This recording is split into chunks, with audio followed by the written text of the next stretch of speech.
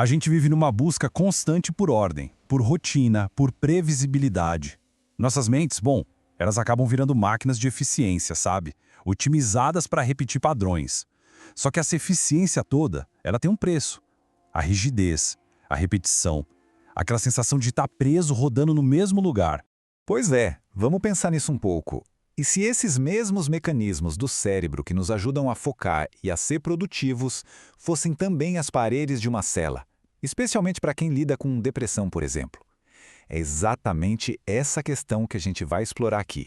Basicamente, o cérebro de um adulto hoje em dia é uma máquina de repetição. Ele cria filtros para a realidade, automatiza nossas reações e constrói aquelas narrativas que a gente conta para nós mesmos sobre quem somos. É um sistema, claro, otimizado para a sobrevivência, mas nem sempre para a expansão. Para a gente entender isso melhor, tem a teoria do cérebro entrópico. Imagina assim, de um lado a mente de baixa entropia, superordenada, rígida, previsível. É o nosso estado normal, acordado. Só que no extremo, isso pode levar a quadros de depressão, de toque. Do outro lado, a mente de alta entropia, bem mais fluida, criativa, livre. É o estado que a gente experimenta nos sonhos, na infância e, como a ciência está descobrindo, sobre o efeito de psicodélicos. E aqui está o ponto central da história. O neurocientista Robin Carhart Harris diz que essa organização toda, essa mania de suprimir a desordem, apesar de útil, acaba limitando nossa cognição. É como se o cérebro ficasse tão bom em seguir os mesmos trilhos de sempre que ele simplesmente esquece como criar caminhos novos. Mas e se existisse uma chave? Uma chave capaz de, pelo menos por um momento, destravar esse sistema todo. Por milênios, culturas indígenas da Amazônia usam uma. O nome dela é ayahuasca. E o que a ciência moderna está descobrindo sobre ela é, olha, no mínimo, revolucionário. A ayahuasca não é só uma planta. É, na verdade, uma espécie de tecnologia farmacológica super sofisticada, desenvolvida na floresta. É uma bebida que combina um cipó, o Banisteriopsis caapi, com as folhas de um arbusto, a Psychotria viridis. Sozinhas, o efeito delas é bem limitado, mas juntas elas são capazes de reconfigurar a consciência. A química por trás disso é genial, é impressionante. O nosso corpo tem umas enzimas chamadas MAO, que destruiriam o DMT antes mesmo dele chegar no cérebro. Só que o cipó vai lá e desativa essas enzimas. É como se uma planta abrisse a porta para outra poder entrar e fazer o seu trabalho. Então, chegamos à grande pergunta que está movendo a ciência hoje. O que acontece quando essa chave bioquímica é usada para destravar uma mente que virou uma prisão para si mesma? A resposta, num estudo clínico, foi esse número. Assim, sem contexto nenhum, ele já choca, 82%. E agora, o contexto. Num estudo brasileiro, preliminar, mas muito rigoroso, pacientes com depressão grave, daquelas que não respondem a nenhum tratamento, tiveram uma redução de até 82% nos sintomas. E o mais incrível, com uma única sessão. A gente não está falando de um alívio passageiro, mas de uma verdadeira reconfiguração da arquitetura da dor. Tá, mas como isso é possível? Para a gente entender, precisamos voltar para a teoria do cérebro entrópico e dar uma olhada na estrutura que comanda o show dentro da nossa cabeça.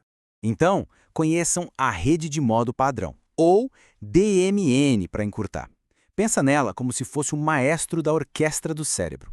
É um conjunto de áreas superconectadas que gerencia a nossa voz interna, nosso senso de eu, sabe? Aquelas viagens que a gente faz para o passado e para o futuro, em termos biológicos, é ali que mora o nosso ego. O problema é que esse maestro pode ser um verdadeiro tirano da ordem. Ele quer que a música seja sempre a mesma, a mais conhecida, a mais segura. E nos pensamentos ruminativos da depressão, é como se ele obrigasse a orquestra a tocar a mesma nota triste, de novo e de novo, num loop que parece não ter fim.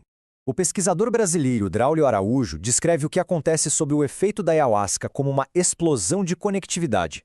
De repente, a orquestra se vê livre do maestro e começa a improvisar. Músicos que nunca conversavam antes começam a criar juntos, a formar harmonias novas, completamente inesperadas. Vamos ver o passo a passo de como esse reset acontece. Primeiro, a ayahuasca diminui drasticamente a atividade da DMN. O maestro, basicamente, sai de cena. Com isso, o cérebro entra num estado que os cientistas chamam de criticalidade. Imagina a neve no topo de uma montanha, prestes a virar uma avalanche. Ela está estável, mas ao mesmo tempo pronta para se reorganizar inteira.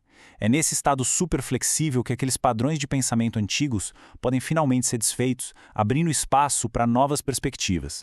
E essa desativação do maestro do cérebro tem um correspondente psicológico muito profundo, que é relatado há séculos por quem passa por essa experiência, a tal da morte do ego. Olha que interessante. O que antes parecia um conceito super místico, hoje tem uma base neurológica clara. Aquela sensação de que o eu se dissolve, de se fundir com o todo, corresponde diretamente à diminuição de atividade na rede do cérebro que é responsável por construir e manter essa noção de eu. E o resultado terapêutico disso é gigantesco. Porque sem o filtro da DMN o tempo todo, que interpreta tudo em relação a si mesmo e às suas próprias histórias, o cérebro pode processar informações de um jeito completamente novo. Traumas, dores, crenças limitantes, tudo isso pode ser reavaliado a partir de um outro ponto de vista, muito mais desapegado.